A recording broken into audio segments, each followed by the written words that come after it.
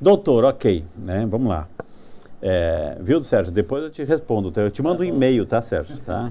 Mando um WhatsApp para você, viu? Doutor, ok, ele é preso. Ele é preso e a partir daquele momento, assim, agora ele está na mão dos romanos. Já que os romanos fizeram tanta trama, inventaram tanta fofoca, tanta intriga, fizeram um julgamento, né? Um julgamento falsos testemunhos, enfim. E aí, então, ok, Pilatos tentou de tudo, a mulher de Pilatos teve aquele sonho, enfim. Mas, ou seja, provocaram o brio, provocaram a ira romana, né? E aí Roma pegou, assumiu esse processo, né? E aí começou, e Roma não tinha piedade, né? Porque eles tinham esse poder de açoitar, enfim. O que aconteceu com Jesus? Agora é o seu momento também. O senhor trouxe alguns elementos, eu até vou pedir, enquanto que o doutor fala, para a equipe mostrar, Jéssica e Mini aqui. Doutor, então ele é preso e aí ele é amarrado e agora começa a tortura, doutor. Exatamente, Frei. Quando João, principalmente João, né, João e Lucas, colocam a flagelação como algo preliminar ao induto, eles consideram que essa foi uma maneira de Pilatos de impressionar os judeus, impondo a Jesus um castigo violentíssimo, fora da proporção normal, né, com que ele era aplicado, para ver se o pessoal olhando para Jesus já se impressionava e ficava... maneira de intimidar. Exatamente, já fica satisfeito. Não, já puniram, okay. Pode soltar, né? Então, a flagelação descrita por Lucas e por João foi muito mais severa, né? Então, os romanos flagelaram Jesus num poste baixo, né? Inclusive pode ser visitado em Roma, na igreja de Santa Praxedes, né? Mais ou menos da altura desse que está apoiando aqui os instrumentos que eu trouxe. Jesus foi flagelado nu, né? Inclusive, pelo Santo Sudário pode-se perceber muitas lesões nas nádegas e nas genitálias, inclusive, né? E assim, existem vários estudiosos que colocam até a possibilidade de Jesus ter recebido 200 golpes. Né? Doutor, a gente está mostrando uma espécie de um chicote. O que é isso? Vamos lá. Posso pegar na mão? Ok. Tá, pode. Vamos lá. Agora sim, está tirando. Esse instrumento aqui é um flagrum romano. Tá no livro dele, viu, gente? No caso, feito por mim, tá? Então, utilizei meus dotes de artesão. O doutor que fez? Eu que fiz, Eu com a ajuda da Fabiana aqui. Então, como é que ele era formado? Ele era constituído de uma haste de madeira, né? E 3 tiras de couro, tá? Que são as 3 aqui. O requinte de crueldade por parte dos romanos vinha a partir do momento em que eles incluíam na ponta do flagelo, do couro, halteres de chumbo. Isso para gerar contusão no corpo. Além da laceração propriamente dita que o couro provocava, as bolinhas de chumbo aqui batiam fortemente e podiam contundir o corpo, né? Machucar a musculatura, dependendo do golpe até gerar mesmo, né? Macerar e gerar até possivelmente a fratura de costela. Tinha muito potencial para isso, né? Quantos golpes era a lei? A lei dos judeus não permitia mais de 40, né? Então vamos dizer que se foi seguida a lei dos judeus, 40 golpes. Mas os romanos estavam lá batendo. Exatamente, né? Então o romano não ligava para essa questão, né? No Santo Sudário dá para contar, né? Então tem vários estudiosos e eles consideram que pode ter chegado a 200 golpes, né? Uau! Então 600 feridas por esse... Porque são 200, são três tiras. No Santo Sudário dá para ver. Ele foi amarrado nas mãos em um poste baixo? Assim. Baixo, ele ficou agachado, né? Com o corpo pendente para frente, em pé. E sendo 2 algozes, no caso, um de cada lado. Okay. E alternando golpes, né? Então, um batia, quando tirava, o outro já batia, enfim. Aquele filme, doutor, vamos fazer uma referência assim, aquele filme do Mel Gibson, que realmente assim, é o que mais se aproxima, doutor? Isso que eu ia perguntar também, doutor, porque ali no filme eles dão um tipo de chicotada Aí Jesus ali no filme eles mostram ele levantando e depois ele dá uma chicotada com outro tipo de chicote. O filme mostra uma situação de Jesus muito resiliente, né? Porque ele apanha primeiro de um graveto de madeira, né? E é como se ele não sentisse nada. Por isso que os romanos depois ficam furiosos no filme, né? E trocam por um flagrum. Só que ali, aí já puseram uma questão cinematográfica, né? Claro, na ponta do flagrum do filme tem umas garras de metal, né? Que até tem uma cena muito impressionante que bate na costela e quando ele tira, arranca, sai um nacos de carne. Exato, é um bife ali praticamente, expondo até as costelas, né? Tirando esse exagero cinematográfico, de resto, acho que foi daquele jeito mesmo, né? E a cena também que conclui essa condição de debilidade absurda que Jesus ficou ali, é a hora que os 2 soldados romanos tiram Jesus dali da fortaleza, ali da região onde é feita a flagelação, arrastado, né? E ele totalmente largado, né? Lembrando o episódio da hematidrose, né? Por ter suado sangue, ele estava com os capilares sanguíneos extremamente fragilizados. Sensíveis. Então ele sangrou muito mais do que sangraria numa condição normal se não tivesse suado sangue antes. E se fosse um de nós tomando essas 200 chicotadas, um ser humano normal suportaria? Olha, se fosse eu na terceira eu já tombava. Não, é um negócio inimaginável. O problema, Mateus, essa pergunta é muito pertinente por causa do propósito de Jesus, Sim. né? O propósito, ele tinha um propósito. O propósito é salvar a humanidade. Então ele resistiu ao máximo para mostrar até que ponto vai o amor de Deus, Sim. até que ponto vai o amor de Deus, assim, para que até o último momento as pessoas possam olhá-lo e mudar de vida e voltar o coração para Deus, o milagre do amor, o extremo amor, né, de um Deus que se faz carne, que morre, né, que entrega a sua vida para... Então ele resistiu o máximo que ele pôde, porque quanto mais ele resistia, mais gente ele estava salvando, mais gente ele estava salvando, mais gente ele estava libertando, mais Barrabás estavam livres, mais Barrabás, mais filhos de Deus estavam livres. Então, nesse sentido, assim, acho que eu imagino assim, um pai, uma mãe, ou seja, quando estão numa situação assim, que dar a vida mesmo, né, de querer salvar o filho sem medir consequência, né, sem medir consequência. E aí, doutor, não terminou a tortura. Eu lembrando que tudo isso, minha gente, está aqui no livro, pode nessa aqui, ó, está aqui no livro do doutor, está aqui no livro do doutor. Isso aqui ele relata detalhe por detalhe, inclusive ele mostra, né? Ele mostra, tem fotos aqui que ele mostra justamente esses instrumentos de tortura. Está tudo aqui nesse livro aqui, gente, né? Doutor, daí ele foi, não acabou ali, não acabou. Ele vai, parece que recebe uma coroa, né? Pois é, né? Como Jesus tinha sido encaminhado para os algozes, sendo condenado como autoproclamar o rei dos judeus, Okay. né? Os romanos, de maneira irônica, teceram uma coroa de espinho, que é diferente do que a gente costuma. Isso aqui eu vou usar do lado ver. aqui, se caso houver outra pergunta aqui, né? Assim, né? Eu uso aqui do lado.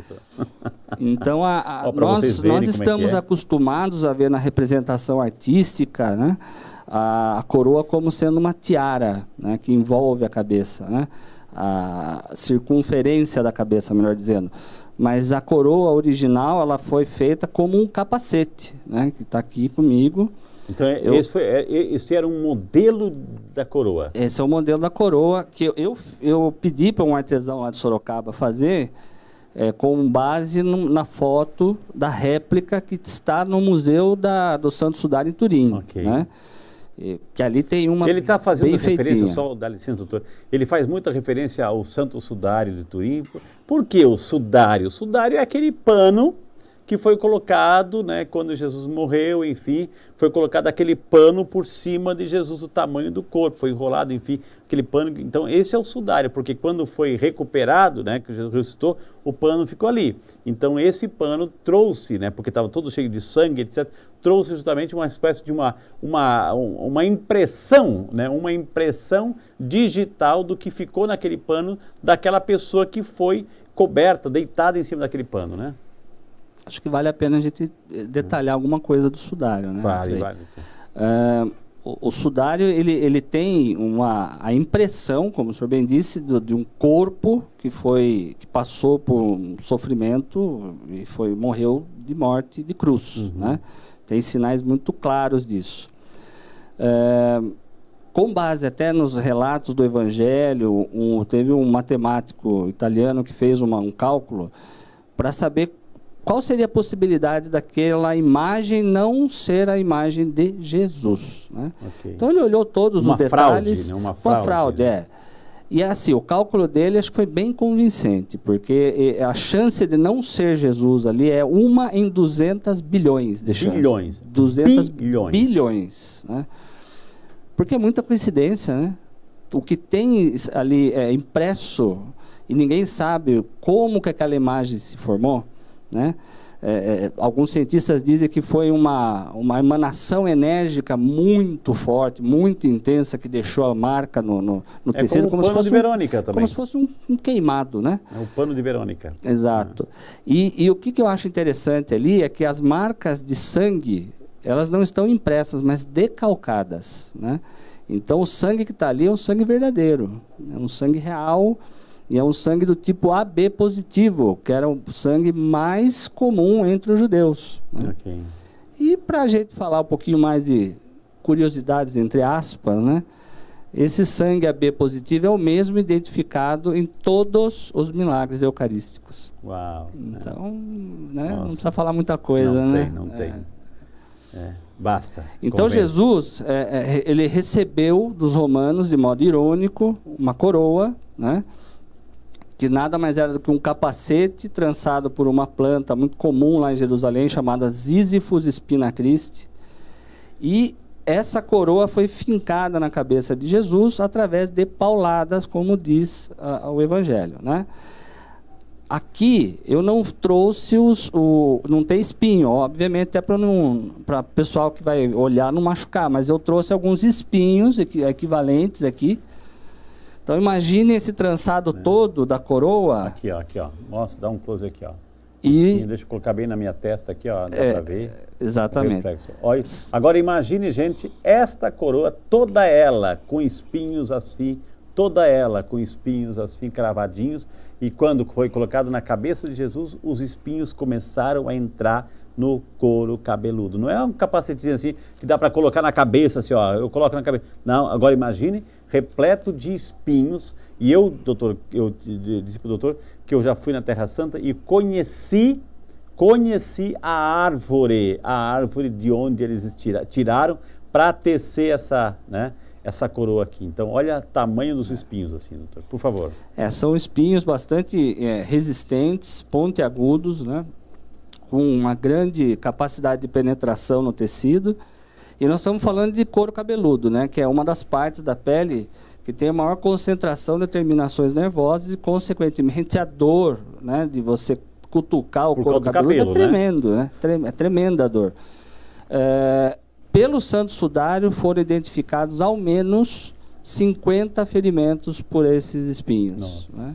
Isso porque uma parte ali ela estava com outro pano apoiando a cabeça, então tem uma parte que não dá para ver.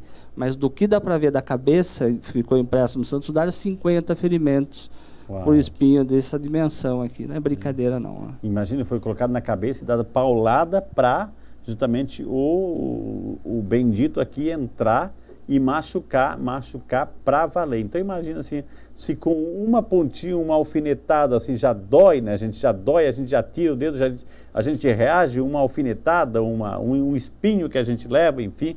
Agora imagine mais de 50 espetando ao mesmo tempo. E não é só espetou, tirou. era espetado com paulada e aí ficou, né? Porque ele carregou isso aí, doutor, né? Sem dúvida, ele passou por todo o período da crucificação com a coroa, ou melhor, o capacete de espinhos na cabeça, né? Ok. E aí a gente pode perceber, né, o processo de tortura. E aí, doutor, não acabou isso, não acabou, né? Aí os judeus que gostavam assim queriam, né, os romanos, aliás, que gostavam de mostrar para a população, olha, aqui tem um monte de motins acontecendo em Jerusalém, né? Tem um monte de motins, a gente já cansou disso tudo. Então, eles pegaram Jesus para Cristo, né? Aquele popular, a gente fala assim, pegou Jesus para Cristo para mostrar publicamente para todos que quisessem ver o que aconteceria com mais alguém que se rebelasse contra o Império Romano. É por isso que Jesus ele passeou pelas ruas de Jerusalém carregando, doutor. Ao contrário do que a gente também representa na arte, né, os estudiosos falam que Jesus não carregou a cruz inteira, né, mas a haste horizontal chamada patíbulo. Só aquela parte, só aquela parte sobre os ombros, okay, com os braços amarrados ao madeiro. Então ele foi assim, então, praticamente o tempo todo assim. Exatamente. Levando nas costas. Ele, né, caminhou aproximadamente 600 metros, né, da Fortaleza Antônio, onde ele recebeu a flagelação, até o Monte Calvário. Ali já estava os tipes da cruz, que é a haste vertical. A vertical. Né? E nesse trajeto aí a pé, com certeza ele estava descalço. Né? Então o solo, o senhor conhece melhor do que nós aí, é irregular, né? Então naquela época devia ter pedra, devia ter um monte de coisa. Então Jesus foi pisando ali naquele lugar e extremamente debilitado, conforme diz o Santo Evangelho, ele caiu 3 vezes, né? E aí a gente fica imaginando, né?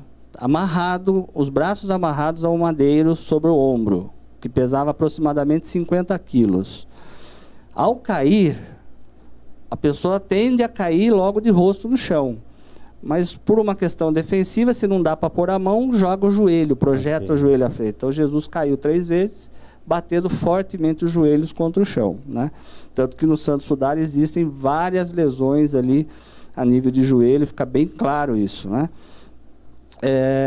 E, obviamente, que ao cair com o joelho ao chão, até por questão de inércia, o princípio da inércia, né, o madeiro ele seguiu para frente, projetando o corpo de Jesus para frente, e ele caiu com o rosto diretamente ao chão, batendo de maneira muito intensa naquele chão irregular e tudo mais.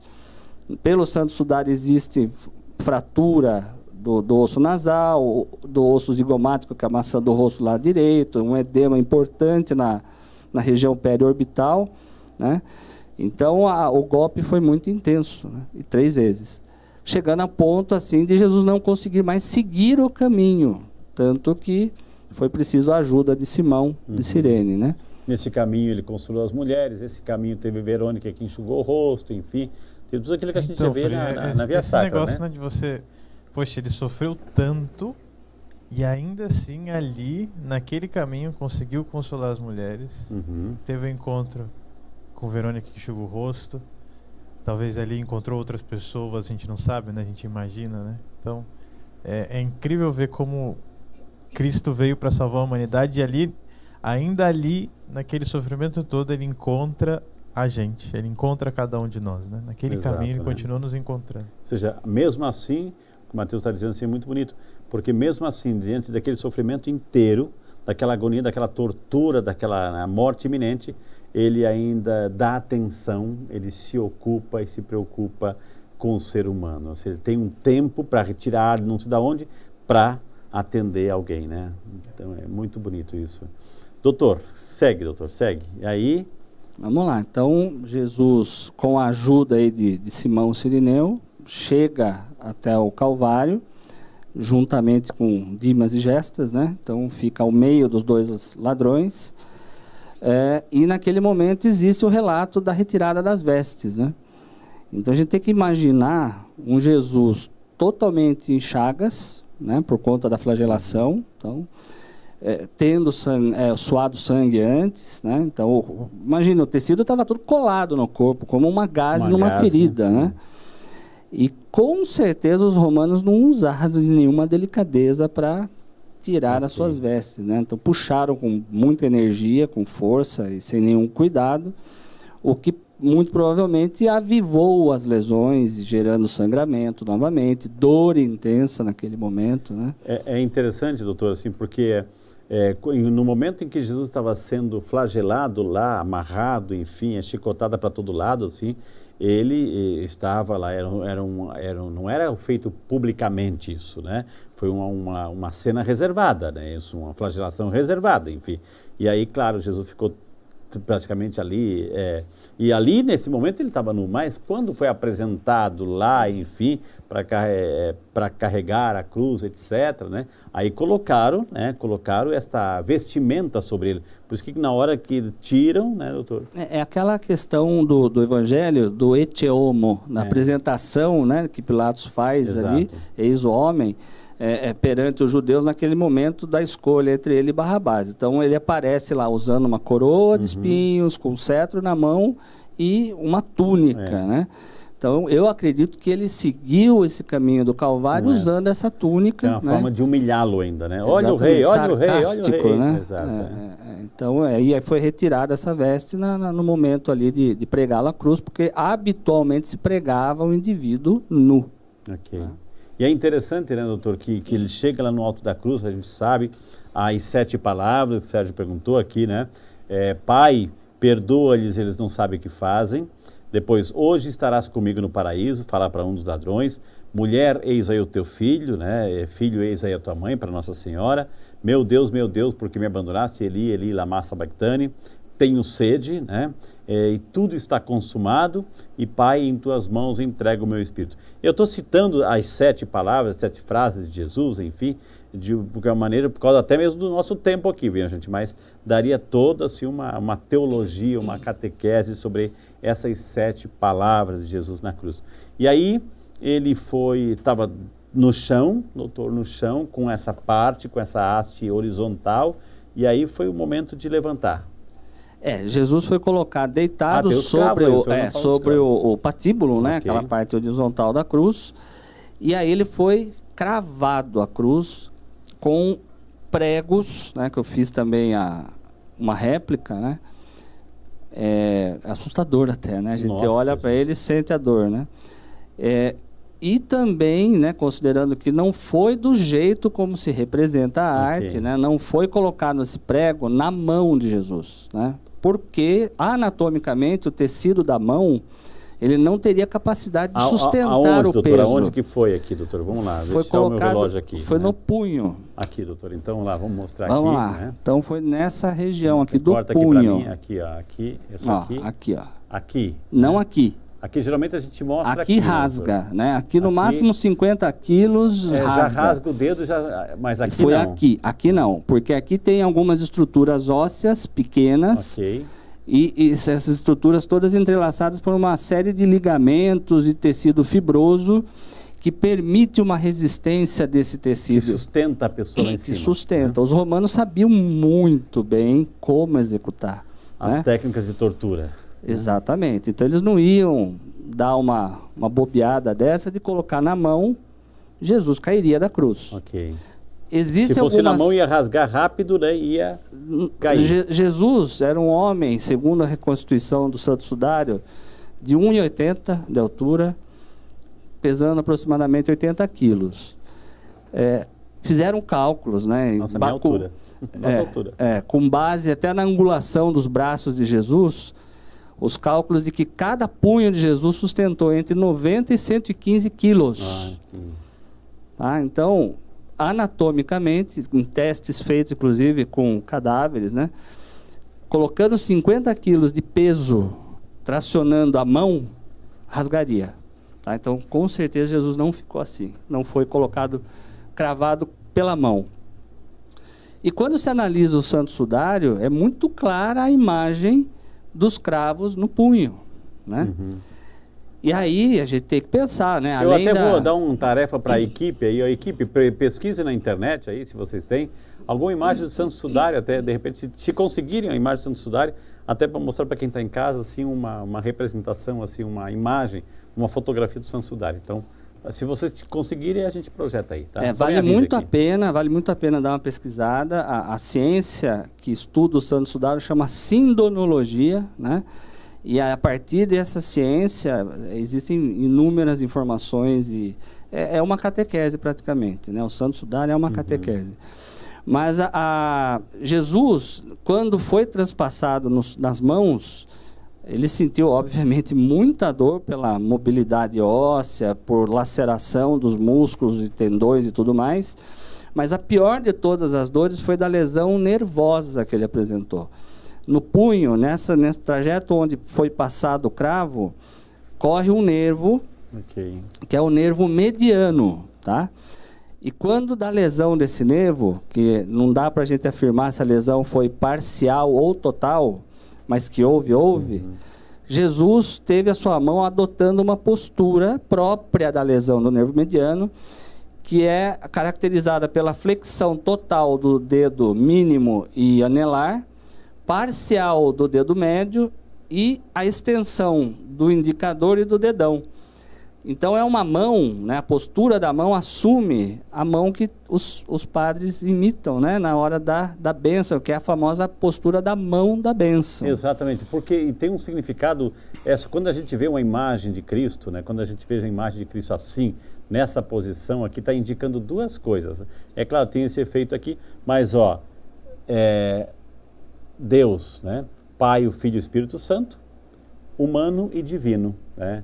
Jesus, a segunda pessoa da Santíssima Trindade, o Pai, o Filho e o Espírito Santo, Jesus humano e Jesus divino. Esse é o significado quando você vê uma imagem de Cristo que está exatamente assim, né? O doutor explicou por que isso aconteceu, né? Tem uma explicação anatômica. Exato. E tem todo um simbolismo aí por trás, né?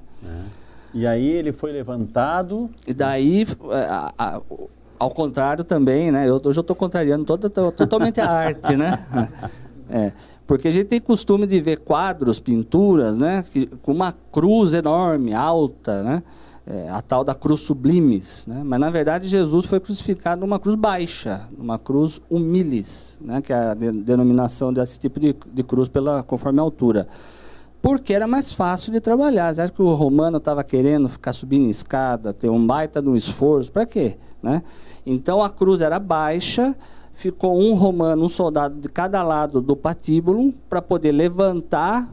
Então, eles suspenderam o corpo de Jesus. Nesse momento, ele ficou pendurado pelos punhos, sem apoio nenhum no pé, o que deve ter gerado uma dor terrível, impensável, né? E aí foi feito o encaixe do patíbulo para daí sim cravar os pés, né? O cravo dos pés, eles referem que foi maior ainda do que esse, tá? Esse daqui tem 13 centímetros. Eles calculam que tenha sido um cravo de 18 centímetros para poder transpassar os dois pés, um sobre o outro, como... Um pé sobre o outro. Como o outro. E, ao contrário também do que se representa, Jesus não teve o supedâneo, que é aquele suporte que apoia o pé, que muitos crucifixos demonstram, né? O pé direito de Jesus ficou diretamente colocado sobre a madeira, né? Apoiado. O pé esquerdo sobre o direito, e daí transpassado pelos cravos no meio. Sem aquela base para sustentar. Sem a base, o que piora muito mais ainda a condição de dor e pela postura. Eu fico imaginando. Né? Sem a base também, ele não. Se não tivesse essa base embaixo, ou pregado, né? Talvez ele não suportaria também, né? Ou suportaria, porque ele estaria pendurado. Então, a única evidência arqueológica da crucificação, única não, tem duas, na verdade, uma encontrada no norte da Itália e uma em Jerusalém, que até está no museu lá em Jerusalém, não sei se o Frei chegou a ver. Mostra um osso do calcânio transpassado lateralmente pelo cravo. Então, era uma outra técnica que eles utilizavam, que eles pegavam e colocavam o pé da pessoa na lateral do madeiro da cruz, não na frente, e transpassava na lateralidade aqui, ó. Como se estivesse pregando outra madeira. No caso, isso daí para dar uma sustentabilidade maior, né? Eu imagino que entre a situação de Jesus, que foi pregado com um pé sobre o outro, e uma condição de pregar lateralmente teria um apoio muito maior, muito melhor, seria até um pouco mais confortável se movimentar para respirar. Agora, exatamente, isso que eu ia falar agora. Eu fico imaginando, você consegue imaginar, ou seja, porque aqui eu acabei de ler as 7 frases de Jesus, né? É claro que não foram ditas uma em cima da outra, enfim, teve cada um seus tempos, de acordo com as cenas que aconteciam, enfim, mas cada vez que Jesus, porque está pendurada ali, está pendurada praticamente, os pés pregados, as mãos pregadas, enfim, e cada vez mais o ar, né, o pulmão não tendo mais força de respirar. Imagina a agonia, a asfixia que Jesus estava começando a vivenciar naquele momento. Assim. Mas ele disse 7 frases de amor, de perdão, enfim. Cada vez que ele tinha que falar, ele tinha que fazer um esforço tremendo de apoiar os pés nesses cravos para levantar um pouquinho o pulmão, para encher um pouquinho de ar, para poder falar. Imagina se ele fez isso 7 vezes, doutor. Imagina o que passou esse moço, doutor. Né? Posso piorar? Pode, né? Pode, doutor. Então vamos lá. Numa condição normal, nós respiramos em torno de 12, 14 vezes por minuto. Né? Jesus era um politraumatizado, sangrou, desidratou, enfim. Então, com certeza, a respiração era muito mais acelerada, né, para compensar todas essas perdas fisiológicas que ele teve. Mas vamos fazer um cálculo simples para facilitar a matemática. E vamos falar que Jesus foi para 20 incursões respiratórias por minuto. Okay. Vamos considerar... o que ele está dizendo isso, gente? É quando você está correndo, né? Você fica ofegante, então você respira mais rápido. Isso que ele está querendo dizer, assim, 20. Geralmente é 12 a 13 por minuto a gente faz normal, como estamos fazendo agora. Mas a pessoa que faz um exercício, corre, enfim, que exigiu um pouco mais, ele fica mais ofegante, é isso? Isso, precisa respirar mais para compensar, oxigenar e tudo mais. Então Jesus precisou fazer mais. Vamos supor, para facilitar, 20 vezes. O que ele tinha que fazer 20 vezes por minuto? Ele precisava apoiar, como o senhor falou, o peso todo do corpo nos pés. Então, para fazer a força de esticar o joelho para o corpo subir, o pé já rodava no cravo, um detalhezinho, né? Rodava no cravo, gerando dor, sangramento e tudo mais. E, ao mesmo tempo, ele precisava fazer uma força com os punhos. Para levantar o peito. Como se fosse um exercício de barra. Ok. Né? Porque se ele levantasse aqui, o corpo pendia, né? Então ele tinha que fazer um movimento conjugado com os joelhos e com os braços. Muito bem. Isso tudo só para a gente falar do inspirar e expirar e manter a vida. Tá? A morte de cruz, em média, demorava 24 horas, numa execução normal. E morria por asfixia, por cansaço, por fadiga respiratória e tudo mais. Jesus ficou de 3 a 6 horas na cruz. Mas vamos facilitar mais um pouco? 3 horas, tá? Então, 180 minutos respirando 20 vezes por minuto. Então, ele tinha que fazer esse movimento 20 vezes por minuto, vezes 180, 3.600 vezes ele fez isso no mínimo, para se manter vivo. Sacrifício assim absurdo, mas ainda ele falou. Não, sem contar as vezes que ele falou, né? Mas o básico para ele ficar ali, vigio, acordado, né? Vivo, ele fez 3.600 movimentos no mínimo.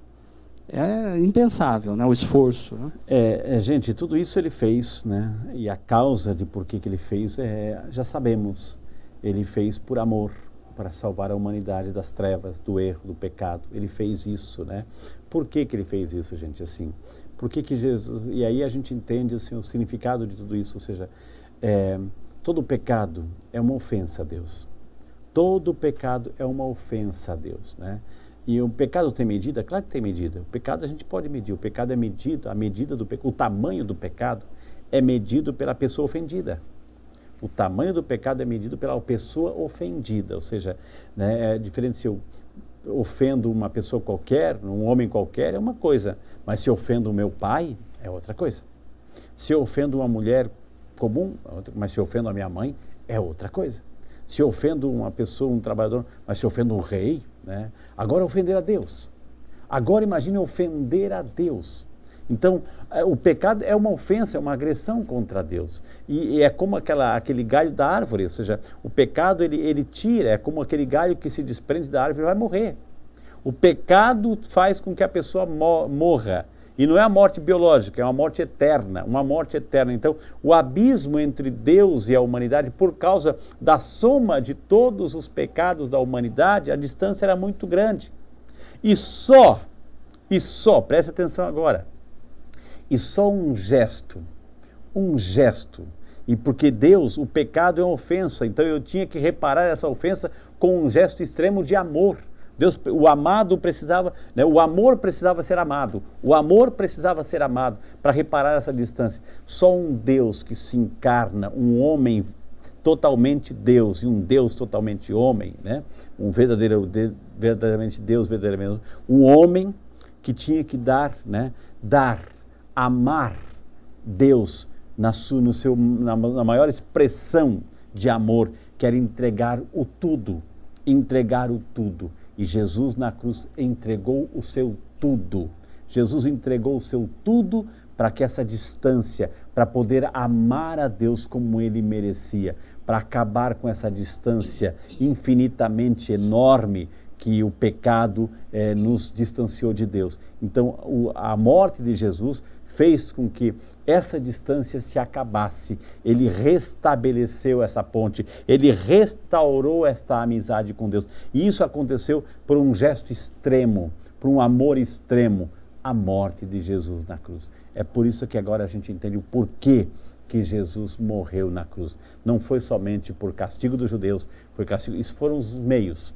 Mas a morte de Jesus para reparar essa distância eterna que o pecado havia colocado na humanidade, cada vez mais distanciando. Tinha que alguém vir lá de cima, assumir a nossa natureza humana, morrer como um ser humano para entregar esse amor a Deus, para que essa distância que era eterna se rompesse, se acabasse. E Jesus fez isso, ele acabou com essa distância, com essa inimizade entre a humanidade e Deus, entregando a sua própria vida. Esse é o gesto redentor da cruz de Cristo, né? Por isso que a cruz para nós é a cruz redentora, né, doutor?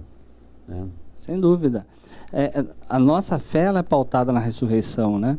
Talvez isso de valorizar a vida, e de fato é o mais importante, né? É que acabe deixando a gente um pouquinho distraído em relação à reflexão sobre o sofrimento que levou Jesus a passar por esse processo e ressuscitar, né? Então a gente precisa ficar muito atento para não cair nessa situação. Lembra mais da ressurreição do que da paixão, né? Do que da morte, daquilo que ele sofreu para nos salvar. Lógico que Jesus nos salvou e nós celebramos isso. Mas o sofrimento faz parte dessa salvação. E tem muita gente hoje em dia, minha gente, assim, atenção, você viu, assim, a gente escreveu um pouquinho e a questão do tempo está correndo aqui, e eu agradeço as pessoas que estão conosco porque estão aprendendo aqui, mas assim, a gente percebe assim, que muita gente quer um Cristo sem cruz, né? Eu adoro Cristo é tudo na minha vida, mas não quer cruz. Não, para quê? Tira Cristo da cruz, tira esse Cristo da cruz. Não apresenta essa cruz de Cristo, assim, esse Cristo ensanguentado, esse Cristo assim machucado. Não, já ressuscitou, pode tirar até da cruz, pode mostrar a cruz limpinha. Cuidado, gente, nós, como diz São Paulo, nós proclamamos um Cristo crucificado. Né? Não podemos tirar, né? Porque se a gente tira, a gente perde, como foi dito assim, essa dimensão do que fez aquele homem para, né, voltar, fazer com que a minha amizade com Deus fosse restabelecida, o meu amor por Deus, a salvação dada por Jesus na cruz. Isso a gente não pode minimizar. Minimizar é querer ir para o céu sem passar pelo Calvário, é querer ir para o céu sem passar pela cruz. Não existe. O céu de Jesus Cristo, o céu que Jesus Cristo prometeu, tem que passar pela cruz, tem que passar pelo Calvário.